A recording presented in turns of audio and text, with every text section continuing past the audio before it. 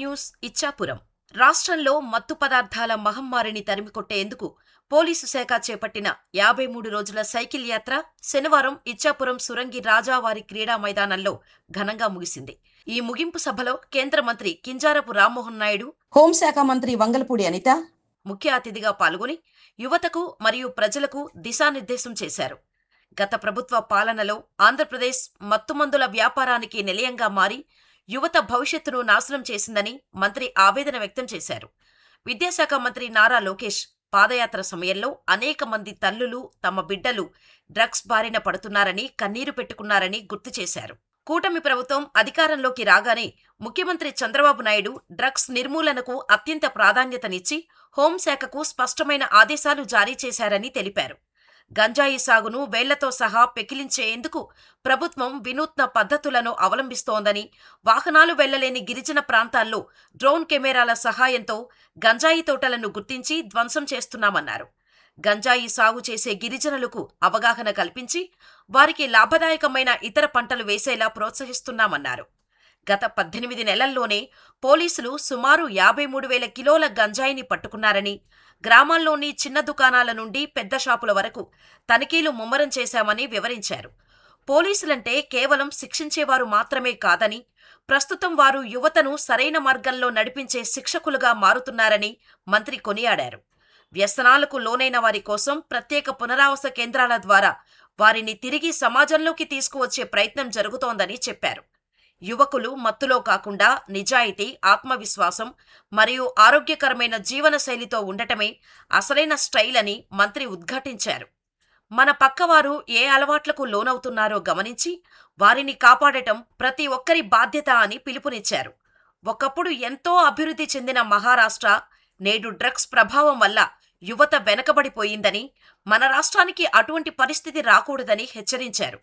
ముఖ్యమంత్రి చంద్రబాబు నాయుడు నాయకత్వంలో రాష్ట్ర అభివృద్ధికి యువత వెన్నెముకగా నిలవాలని, ఆరోగ్యకరమైన ఆంధ్రప్రదేశ్ను నిర్మించుకుందామని మంత్రి రామ్మోహన్ నాయుడు పిలుపునిచ్చారు. విశాఖ రేంజ్ ఐజీ గోపీనాథ్ జెట్టి, ఈగల్ ఐజీ ఏ రవికృష్ణ, ఎస్పీలు కెవి మహేశ్వర్రెడ్డి, తుహిన్ సిన్హా, ఏఆర్ దామోదర్, మాధవరెడ్డి, జిల్లా కలెక్టర్ స్వప్నిల్ దినకర్ పుండ్కర్, ఎమ్మెల్యేలు, ఇచ్చాపురం నియోజకవర్గం ఎమ్మెల్యే ప్రభుత్వ విప్ బెందాలం అశోక్, అడుకుదుటి ఈశ్వర్రావు, బగ్గు రమణమూర్తి, గౌతు శిరీష మరియు కూటమి నాయకులు, కార్యకర్తలు, వేలాది మంది విద్యార్థులు పాల్గొన్నారు.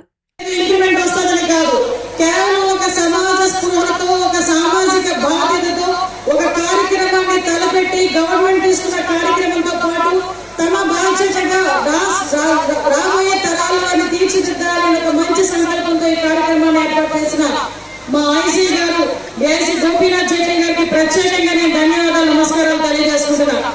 ఈ కార్యక్రమానికి నాకు ఇచ్చాపురం ఎప్పుడైతే నాకు ఎండింగ్ అన్నారో ఫస్ట్ నాకు గుర్తొచ్చింది నా సోదరుడు అశోక్.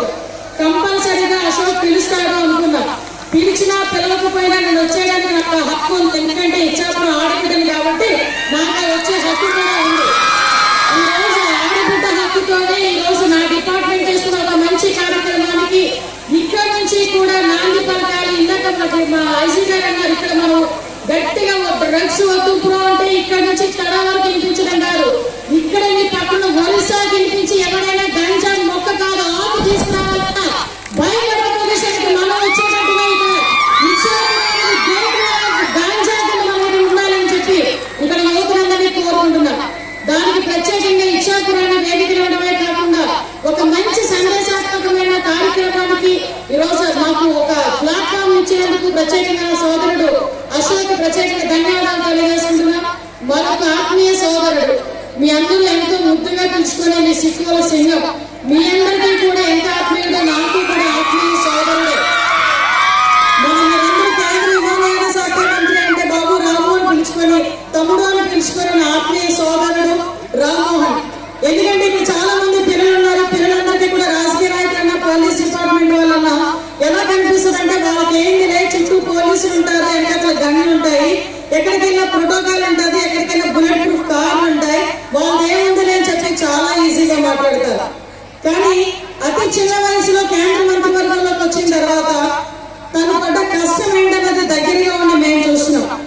ఎక్కడి వరకు కాదు, మొన్న రీసెంట్ గా ఒక ఇల్లుకు సంబంధించిన ఒక సంక్షోభం వస్తే చాలా మంది బయట కూర్చొని కేంద్ర మంత్రి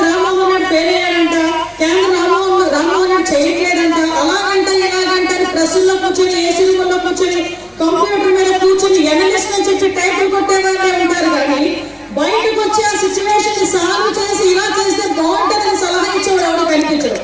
అయినప్పటికీ కూడా అతి చిన్న వయసులో నాకు నిజంగా ఒకసారి రామం చూస్తే గర్వంగా అనిపిస్తుంది, ఒక్కోసారి చిన్న జలస్ కూడా ఫీల్ అవుతాను నేను. ఎందుకంటే 24 సంవత్సరాల వయసులో తండ్రిని కోల్పోయే టైంకి రాజకీయం అంటే ఏంటో తెలియకుండా చదువుతో బయటకు వచ్చిన తర్వాత ఎక్కడా కూడా శ్రీకాకుళం పార్లమెంట్ పరిధిలో ఒక మచ్చ లేకుండా కేంద్ర మంత్రి స్థాయికి ఎదిగిన ఏకైక నాయకుడు మా రామ్మోహన్ తమ్ముడు. అటువంటి వ్యక్తి మనం 4 రోజులు నిన్న కష్టం నేను చూసాను. ఒక వారం రోజుల పాటు అబ్బాయి పడ్డ కష్టం మళ్ళా తిరిగి సిచ్యువేషన్ లోకి తీసుకురావడానికి దగ్గర 1 రోజులు తిండి నిద్ర లేకుండా మొత్తం ఆల్ డిపార్ట్మెంట్స్ ని సమన్వయం చేసుకుని మళ్ళా సేమ్ పొజిషన్ కి తీసుకురావడానికి ఆ అబ్బాయి పడ్డ కష్టం ఎందుకు చెప్తున్నానంటే చాలా మంది విద్యార్థులకి మిమ్మల్ని అందరినీ చూస్తే, ఇక్కడ కూర్చున్న వాళ్ళందరినీ చూస్తే చాలా ఈజీగా మాట్లాడుకుంటారు. కానీ వెనకాలన్న కష్టం మీరు అనుకోవచ్చు, కొండని దూరం నుంచి చూసిన తర్వాత ఎంత బాగుందో, కొండ పచ్చగా ఉందనుకుంటాం. ఆ కొండ దగ్గరికి వెళ్తుంటే తెలుస్తా ఉంటది రాళ్ళు రప్పలు కొండ చెట్లు అవన్నీ దాటుకుని వెళ్తా ఉంటాయి. అదే జీవితం కూడా. ఇక్కడున్న ప్రతి ఐపీఎస్ ఆఫీసర్ వెనకాతలో ఒక కథ, ప్రతి ఐఏఎస్ ఆఫీసర్ వెనకాతలో ఒక కథ ఉంటుంది. ఎస్పెషల్లీ అందరినీ ఇక్కడ కూర్చోబెట్టి మీలాంటి వాళ్ళందరికీ కూడా ఒక లెసన్ రావాలని ఈ రోజు ఈ కార్యక్రమాన్ని కూడా ఏర్పాటు చేశాం. ముఖ్యంగా ఈ కార్యక్రమానికి మా ఈగల్ ఐజాకి రవికృష్ణ గారు ఓపికైన మనిషి. పోలీస్ డిపార్ట్మెంట్ లో రఫ్ గా ఉన్న మనిషిని చూశాను కానీ ఇంత ఓపిక మనిషి అయితే నేను ఏం చేశాను.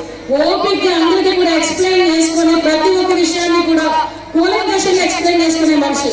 అట్ ద సేమ్ టైం మాకు ఎప్పుడు కూడా నేను కరెక్ట్గా చూస్తే మా అబ్బాయిలో కనిపిస్తాడు మహేష్. మా ఎస్పీ గారికి కూడా నేను ప్రత్యేకంగా ధన్యవాదాలు తెలియజేసుకోవాలి. అదేవిధంగా పాయకులపేటలో స్టార్ట్ చేసినందుకు మా అంకపల్లి ఎస్పీ అయితే కొంచెం భయపడ్డాడు. బాగానే స్టార్ట్ చేస్తామా మేడం, పర్వాలేదు నేను స్టార్ట్ చేసేయగలగాము.